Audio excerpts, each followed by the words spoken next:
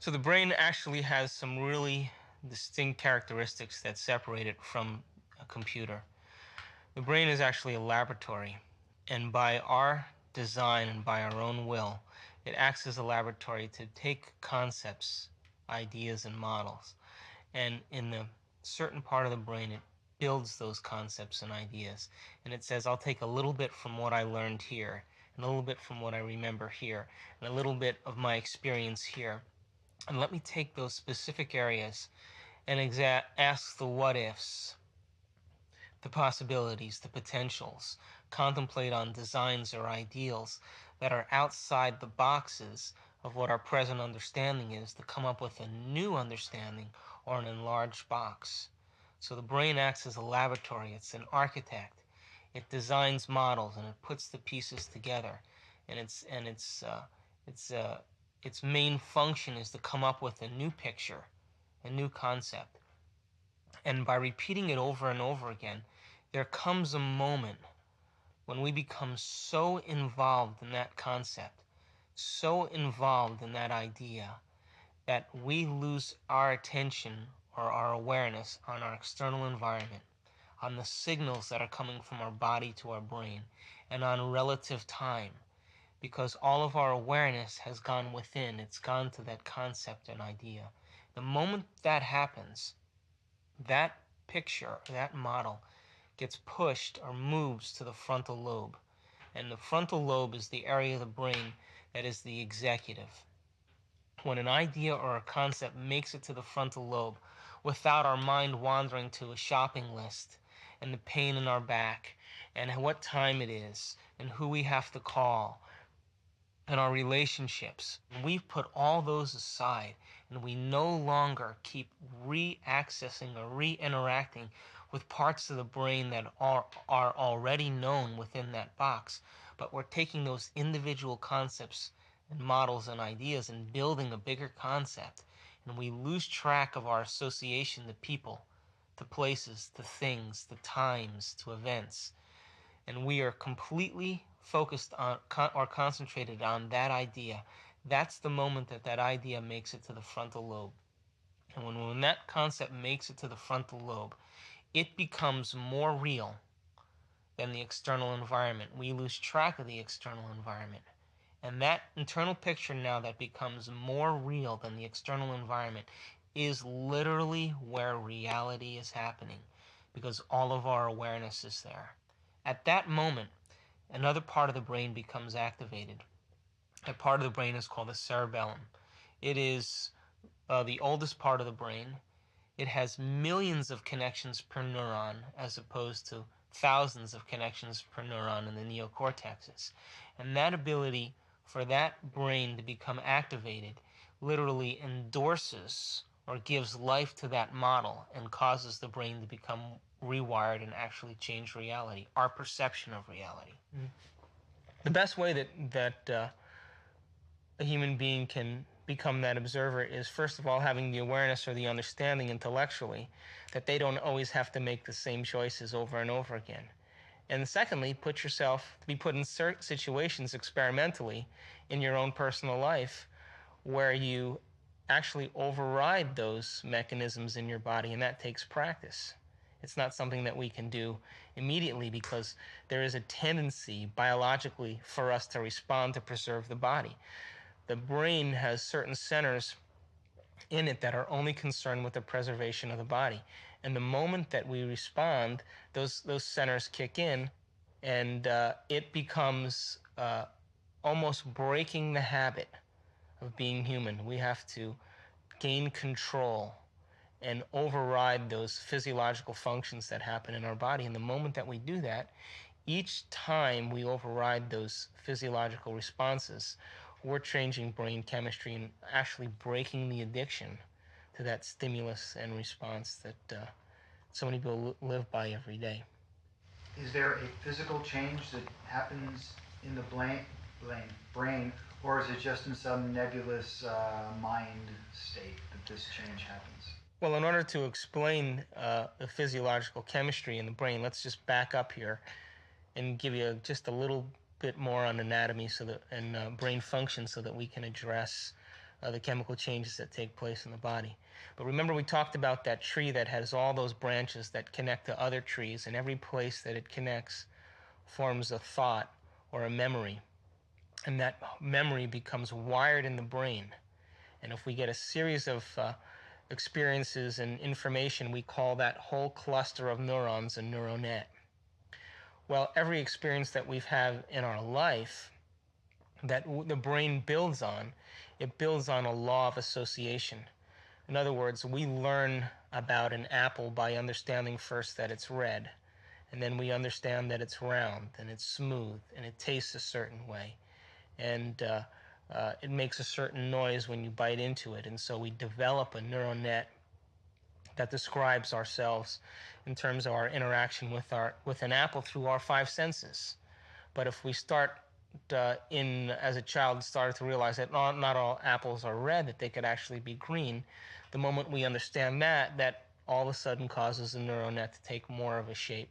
And we actually build concepts based on this law of association: what we see, what we smell, what we taste, what we hear, what we feel.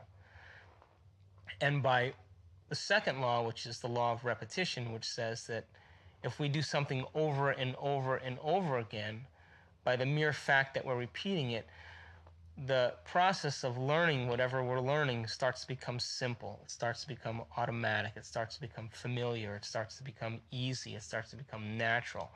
It starts to become subconscious. It almost starts to become unconscious. So the law of association and the law of repetition put together causes those nerve cells to literally become hardwired. As we repeat a process, whatever skill we're repeating, those connections in the brain start releasing certain chemicals called nerve growth factor. And that nerve growth factor acts almost like a miracle grow to cause a long-term relationship between one neuron and the next neuron. And that's what causes us to go from something that we have to put so much conscious awareness on and so much attention on to learn, to all of a sudden to be able to do something automatically and easily. It's because we literally wire it to the extent that holographically or dimensionally it starts interacting without our conscious mind. It becomes natural and becomes easy. So we have those same mechanisms structurally in our brain for certain attitudes or certain emotions that we live by on a daily basis. All the attitudes that we have had experiences with in our lifetime based on how we live. For example, the neocortexes in the brain, which are the where conscious awareness exists, is where all those connections take place. So everybody that we meet has their own series of intellectual experiences and experiences that they've had in their life, whether they were raised in a single family, or they were raised with many children, whether they went to college, whether they studied art, whether they studied law, whether they studied music, what their religious beliefs were, what their culture was, where they lived geographically. All of that forms that neural net in our brain. If they were loved and encouraged as a child, or if they were abused physically. And so all those experiences shape neurologically the very fabric of what's taking place in our perception or in our world. Those exact processes in terms of neural nets also exist in our brain. And when we respond to our environment, certain aspects of those particular neural nets are going to kick on or click on that are going to cause chemical changes in the brain that are ultimately going to cascade chemicals that run through our body. So, absolutely. So you described the neural nets as basically these trees that basically wire themselves up together, which is a very mechanistic sort of point of view. You're wiring together little circuits. Where it's been suggested that the brain is actually holographic, which is not necessarily a hard wiring of the circuits. Which is and how can it be both? Great question, and scientists are debating that as we speak. What are they debating? Absolutely, the scientists are debating whether the brain is actually hardwired or if it has what we call neuroplasticity or elasticity. And the answer to the question right now is yes. We have parts of the brain that are hardwired by repetition. For example, the example I used to riding a bicycle. You don't have to think about riding a bicycle now. Neurologically, you have that wired, and all you have to do is access that part of your brain to be able to jump on the bicycle. And within moments, you'll be able to reformulate that mechanism. But that's hardwired. However, if I ask you to take certain concepts and ideas and follow a train of thought with me, those neurons literally that are available to still be imprinted upon are not static. They're not a tree that has branches. They're very elastic and they're very alive. And those very, very fine dendrites, we call them, or the fingers of those trees, can actually unhook and rehook to other nerve cells within seconds. How does that happen? It takes concentration, it takes focused attention, and it takes will to be able to cause those wiring mechanisms to take place. By the same means, it also takes concentration, will, and awareness to be able to stop those connections of hardwired habits that we have and we live by on a daily basis.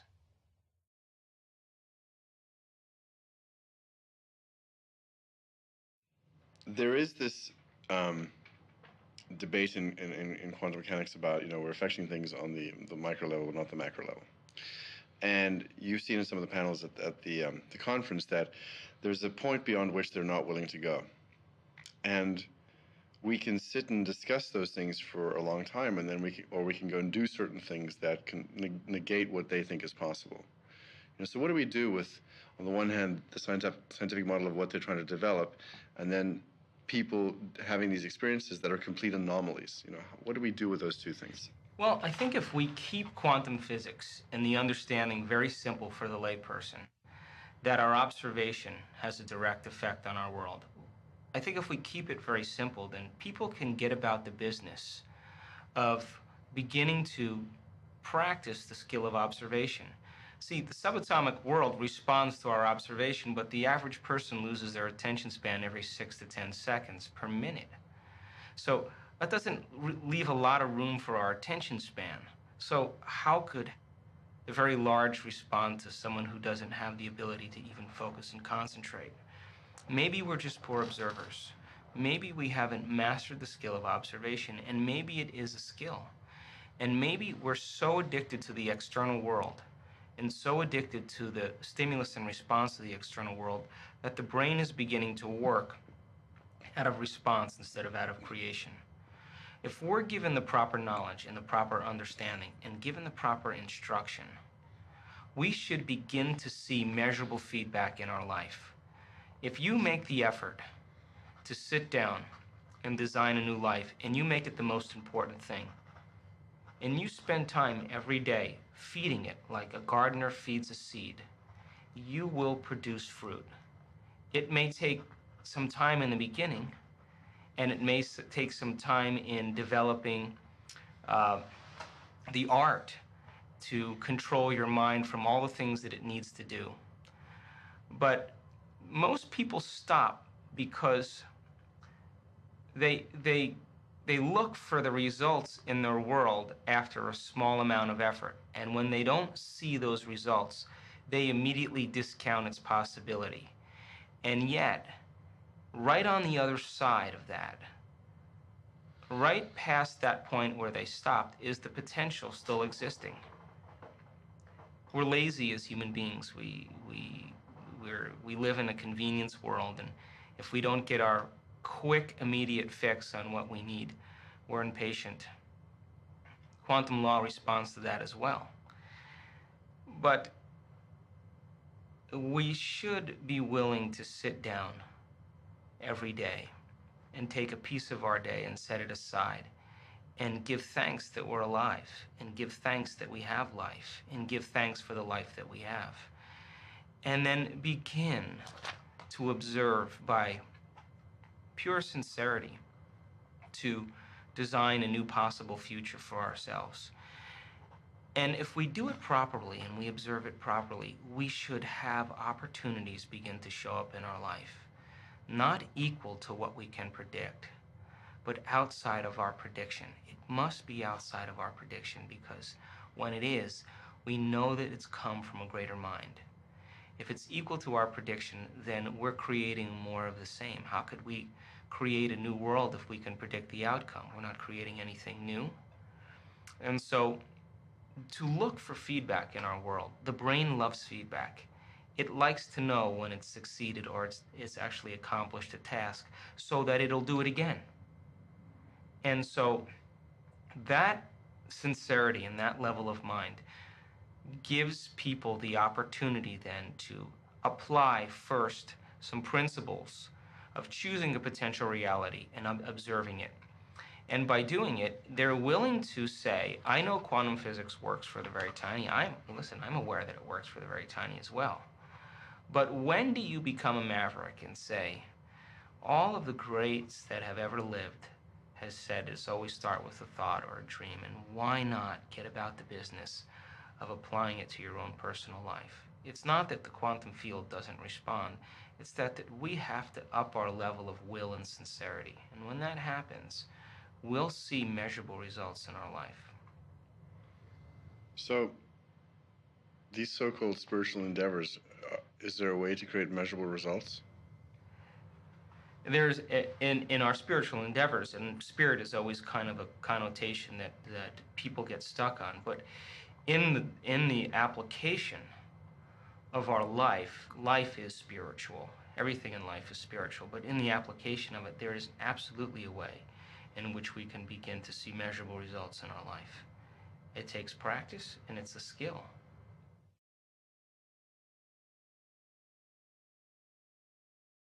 One of the most popular things in the film, of course, is you talking about creating your day.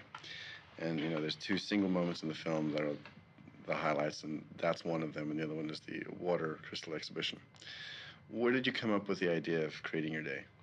Well, it's actually not my idea. There's a school in the Pacific Northwest of the United States called Ramtha School of Enlightenment, and all the students in that school create their day. All of the students in that school get serious about actually no longer becoming the victim of their day, but actually blessing the day and allowing it to unfold equal to their will. Now, everybody has their own measurable level of will. But if we practice our mental rehearsal and our skill in being able to do it will show that certain brain circuits will grow as a result of our effort. It'll get easier to do, in other words. If we accept that idea, then it will allow us to go back the next day and do it with more certainty and with more acceptance. That in itself is no different than praying.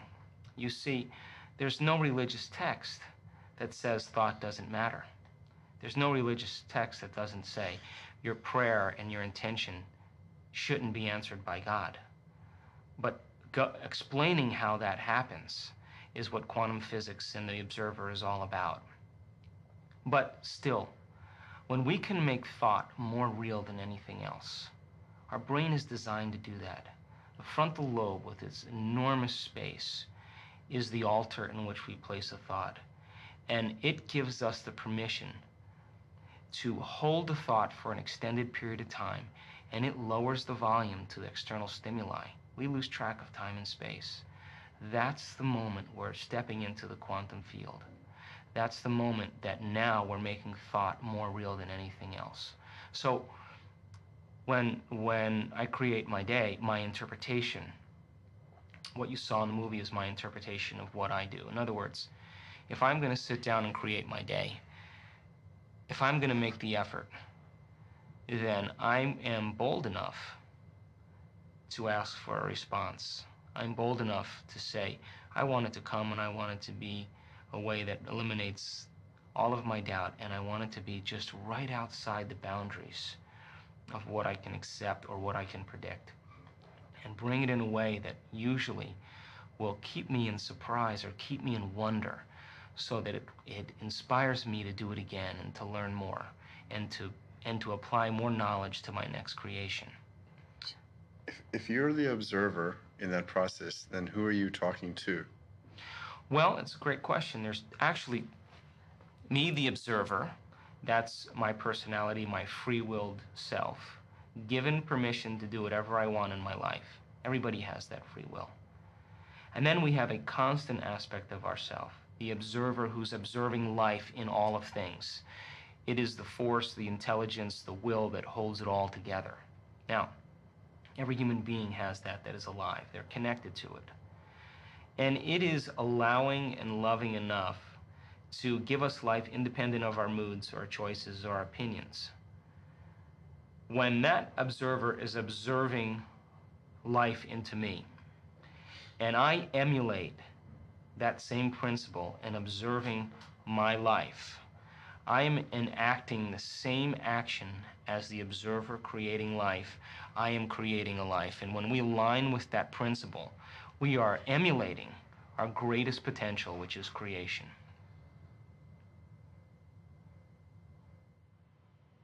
Do we live in a pre-established artifact of some kind? So I just want to bump that idea. Is there an artifact out there of objective reality?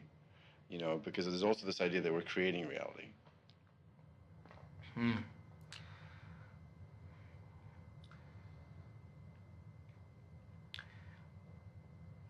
Let's see how I want to answer this.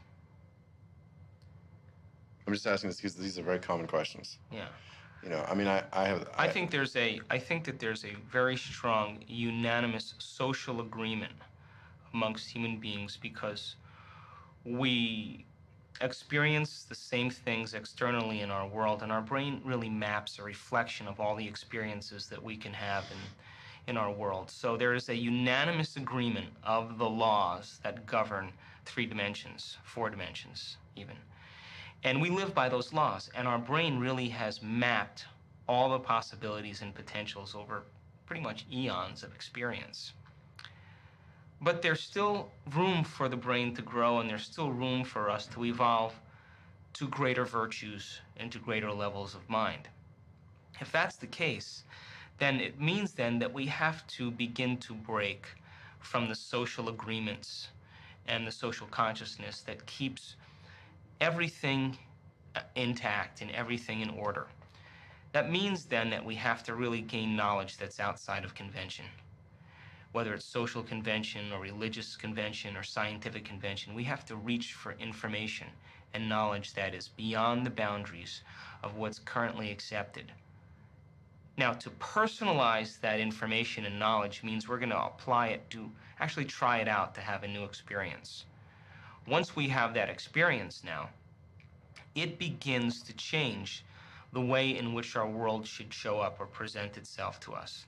But an experience isn't enough. We have to be able to reproduce that experience until it can become automatic. Once we do that, now we're beginning to master a new level of mind, and then we start to break from the agreements of 4 dimensions. We begin to defy the principles of this social agreement, and it is a collective consciousness, and the collective order allows the quantum field to respond to that, but by the same means, we have the ability to be able to process greater levels of mind, which then starts to separate us from this social agreement, and now we become individuals.